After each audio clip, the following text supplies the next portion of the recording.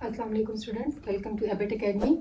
आज फिर हम एक नए केमिस्ट्री लेक्चर के साथ हाजिर हैं। इस लेक्चर में हम डिस्कस करेंगे ग्राम एटॉमिक मास के बारे में, ग्राम मॉलिक्यूलर मास के बारे में, and the third one is gram formula mass.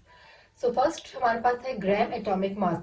So what basically gram atomic mass is, when relative atomic mass is expressed in grams, तो हम उसको कहते हैं gram atomic mass. Mean atomic mass को जब हम ग्राम में रिप्रेजेंट करेंगे तो हमारे पास आ जाएगा gram atomic mass. For example हमारे पास हम लेते हैं 1 ग्राम ऑफ हाइड्रोजन एटम, तो उसका एटॉमिक मास हमारे पास था 1.008। जब हमने इस यूनिट को एक्सप्रेस किया ग्राम्स में तो वो हमारे पास क्या आ जाता है, ग्राम एटॉमिक मास। और बेसिकली क्या होता है कि जो ग्राम में कन्वर्टेड मास होता है उसको हम 1 मोल भी कहते हैं। सेकेंड एग्जांपल है हमारे पास कार्बन एटम की, कि अगर हमने 1 ग्राम ऑफ कार्बन एटम लिया, उसका एटॉमिक मास हमारे पास आ जाता है 12 ग्राम। तो जब ये क्या हमारे पास होगा, क्योंकि हमने ये मास को रिप्रेजेंट किया ग्राम्स में, तो वो हमारे पास आ गया ग्राम एटॉमिक मास।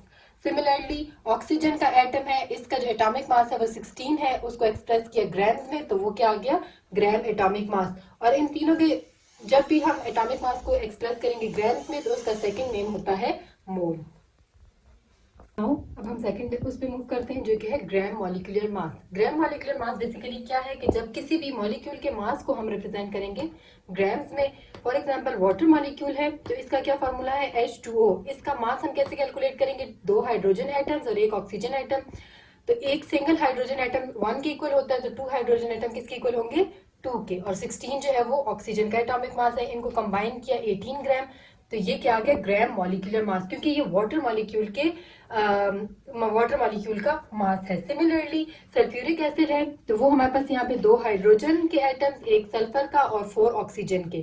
तो इनके हमने एटॉमिक मासेस को किया, जिसको हमने एडअप करके हमारे पास आया 98 ग्राम। वो किसका आ गया, gram molecular mass of sulphuric acid. Third है ग्राम फार्मूला मास।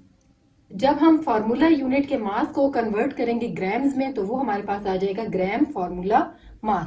फॉर एग्जांपल हमारे पास फार्मूला यूनिट है सोडियम क्लोराइड, इसका ओवरऑल जो मास बनता है वो 58.5 ग्राम्स है। तो वो हमारे पास किसके इक्वल होगा, 1 मोल के। और इसको हम क्या कहेंगे, जो ये हमारे पास ग्राम्स में आया है, इसको हम कहेंगे gram formula mass of sodium chloride. इंशाल्लाह नेक्स्ट वीडियो में हम कैलकुलेशंस केमिकल जो है वो वाली डिस्कशन करेंगे। तब तक के लिए अल्लाह हाफिज।